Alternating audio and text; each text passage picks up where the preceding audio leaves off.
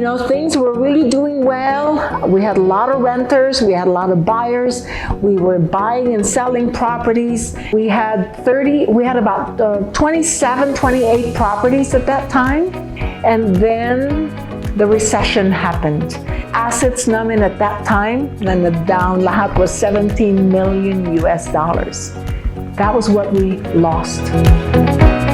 Down but not out. Ito ang matapang ngunit kaaya-aya at may ngiting pahayag ni Maria Lyons sa sinapit ng kanilang lumalagong negosyo na real estates matapos tamaan ng matinding recession taong 2004. Tampok sa ating istorya ngayon ang kwento ng ating kababayang si Maria na buong tapang at walang takot na pinasok ang iba't ibang negosyo sa Amerika na hindi alintana ang mga hamon at panganib na kaakibat ng mga ito. Tuklasin natin kung paanong sa kabila ng pagpapalit-palit ng negosyo at minsan ng pagbagsak ay muli itong nakabangon na mas matatag at mas kasaya-saya. Dito lang yan sa Profile Overseas Diaries. Ako po si Dong Robles.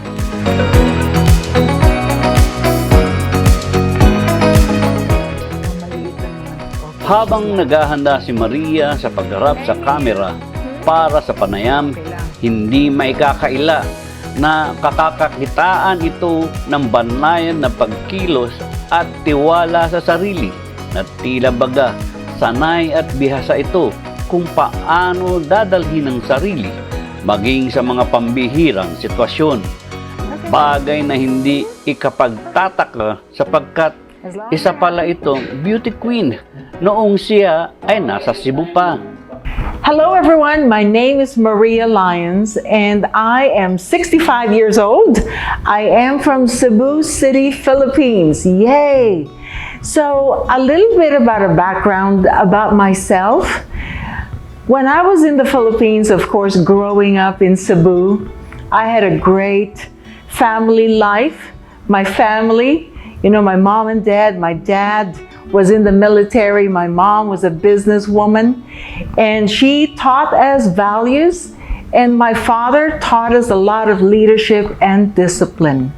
So I grew up in Mandaue City, and then went to Cebu City, and for college I went to Manila. And in Manila was where I basically was exposed to the city life.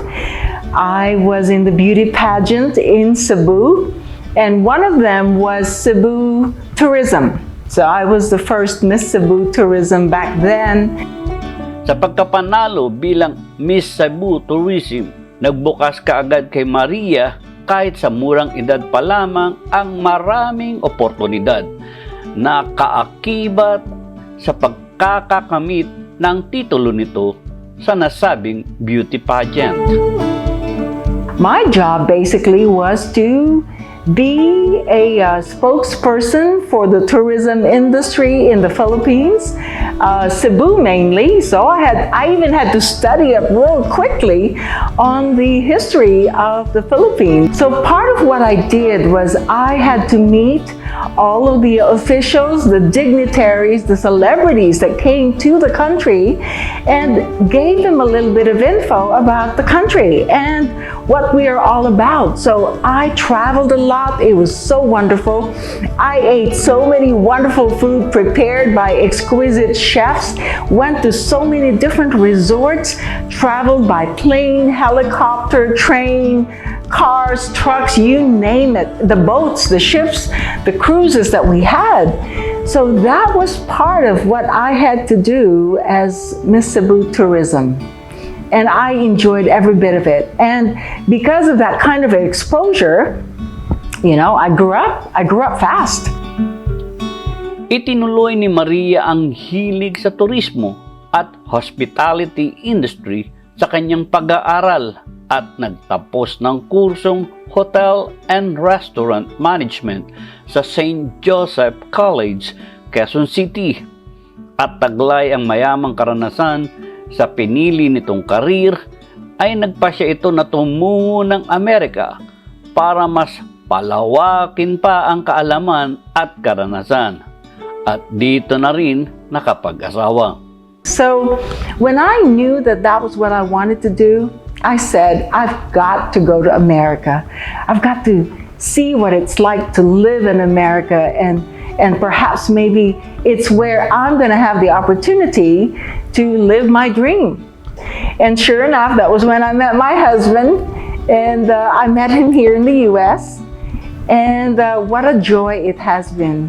He was a very simple guy, true Southerner, very respectful. Yes, ma'am, no, ma'am, very respectful. So we raised 5 children, and he said when our youngest one reached the age of, being in the 1st grade, 2nd grade, so that meant that I would be full-time na wala na akong pinapalaki na bata na nasa bahay lang ako palagi. So then I could live the dream that I wanted to. At sa pagkakataong iyon ay nagkaroon si Maria ng oportunidad para balikan muli ang kinasanayang karera, ang hospitality at food industry. Being in Mississippi, there were not a lot of Asian restaurants kasi bago pa lang, that was in the late 70s, early 80s. So I said, what if I could bring Filipino food, especially Cebuano food, to the Gulf Coast? And I started doing it with just doing a little bit of cooking at home, doing a lot of special request kind of food, and I did it out of my home, and it was doing so well. And lunchtime lang, that's all I could do because I was so busy in the morning and in the afternoons. And because of that, it grew into a catering business, and then it grew into a small restaurant. And I loved it. I loved sharing the opportunity of what Cebu was all about. Uy, biruin nyo, yung menu ko, meron pa as they are waiting for their food. They got to learn about the country, about our culture, about our food, the origin. Can you imagine making about 500 to 1,000 lumpia, rolling that up on a weekly basis? That was a lot of work, right? Minabuti ni Maria na mag-iba ng negosyo at pinili na subukang pasukin ang rental business. At sa tulong ng kanyang asawa ay nakakuha ng prangkisa para makapagtayo ng sarili nitong boutique. So naisip ko, rental. What if I opened up a rental boutique and specializing in ladies wear, formal ladies wear? So I fell in love with the industry, and then I branched out into the formal wear industry. And almost overnight yung success, because I did not know that there were women that were looking for the chance to go and attend all of these formal events, but of course looking great and sexy and glamorous without spending a lot of money kasi they rented it. Sa kabila ng matagumpay at lumalaking negosyo, pinili ni Maria na i-give up ito para samahan at maging katuwang ng kanyang asawa sa real estate na pinagkakaabalahan nito. Bunsod din na malalaki na ang kanilang mga anak. Walang isa man sa mga ito ang may nais ipagpatuloy ang kanyang negosyo. Ayon din sa kanya, ito rin ay hakbang para makasama niya ang kanyang asawa sa isang business. Ngunit nasubok agad sila ng hamon at suliranin. So I thought about it, and finally I said, okay, I'm ready to sell. It took me 2 years in advertising business. I had a broker and sold it, and it was a great transition. And then David and I went into real estate investing. So we bought properties on the Mississippi Gulf Coast. But then, sadly, because you're living right along the water, ang daming hurricane, ang daming mga tornado. And we had a bad tornado and hurricane that hit us, and the insurance industry was badly hit. It took so many months before they could pay us. Ang daming mga bahay na nawala, nasira, and because of that, syempre, wala ka ng renters, walang rentals. So David and I just basically said, we're waiting so long for the insurance industry to pay. Let's get out of this. Let's move somewhere. Ito ang naging pagkakataon para lumipat ang mag-asawa sa Arizona na noon ay may lumalagong merkado sa real estate. At dito ay kanilang ipinagpatuloy ang naunsyaming negosyo at lumaon ay nagbunga ng maraming investments. So for about 11, 12 years, we moved 10 different times. And it was so much fun because every time we moved, meron ng umuupa. So we did that lifestyle, we did that business. I learned more about real estate investing and passive income and leverage. 2004 at sumunod pang mga taon nang tumama ang recession sa Amerika na nagpalugmok sa maraming industriya at isa ang real estate sa mga pinakamatinding naapektuhan. Now, David and I had a lot of empty houses because nobody was renting anymore. So what did we do? I tried advertising, even lowered the rent, wala pa rin. Maski free TV, free washer and dryer, wala talaga. Nobody had the money. So it got to be so bad na we kept paying the mortgage, the amortization. You can't keep doing that, paying and paying, tapos walang pumapasok na pera. So that was when we made the decision. It was the hardest decision that David and I had to come through, which is filing for bankruptcy. Hindi naging sapat para sa mag-asawa ang nangyaring pagkalugi at tuluyang pagsasara ng kanilang negosyo sa real estate para mawalan ang mga ito ng gana sa buhay. Likas na may parehong taglay na positibong attitude at pagka-adventurous. Unti-unting nakabalik ang dalawa sa kanilang dating masaganang pamumuhay at ngayon abala sa panibagong negosyo ng networking, direct selling at multi-level marketing ng Relio.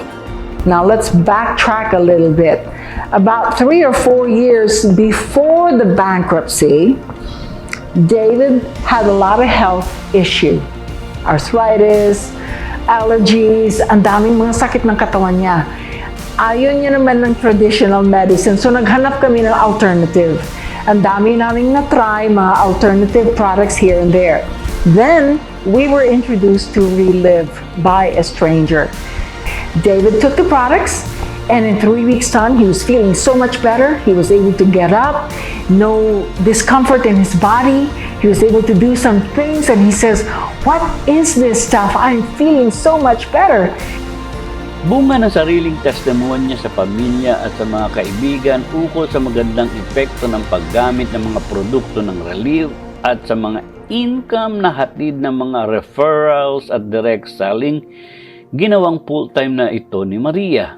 At sa katunayan ay dinala niya ang Relive sa Pilipinas at masaya na nakakatulong sa ating mga kababayan na makapagbigay ng trabaho. Ito, may opportunity that is able to give us this kind of an income by me sharing the opportunity of having great health. Who does not want great health? And the income, the additional income. So I had a friend that loved it. She was introduced to me. She was Filipina. And she was going to the Philippines now and then. She shared it with a few different family and friends. She saw the opportunity, it was real. A lot of Filipinos were earning additional, $200. You know what $200 in Philippines is equivalent to. That's about 10,000 pesos, my gosh. To have that kind of an income on a monthly basis, additional, what a big impact in their life.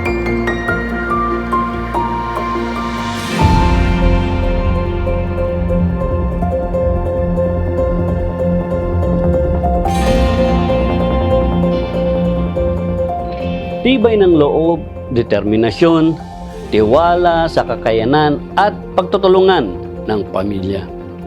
Ito ang mga katangiang naging haligi ni Maria upang walang pangambang subukan ang iba't ibang investment.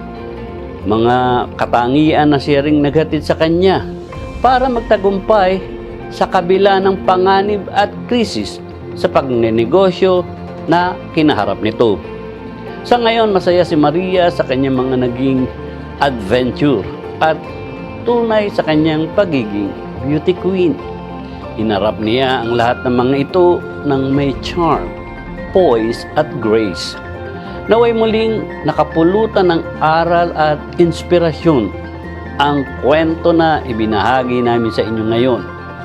Ang Profile Overseas Diaries ay laging handa at bukas para sa ating mga kababayan na nagnanais magbahagi ng kanilang mga kwento ng buhay. Mag-email lang sa pmma.usa22@gmail.com.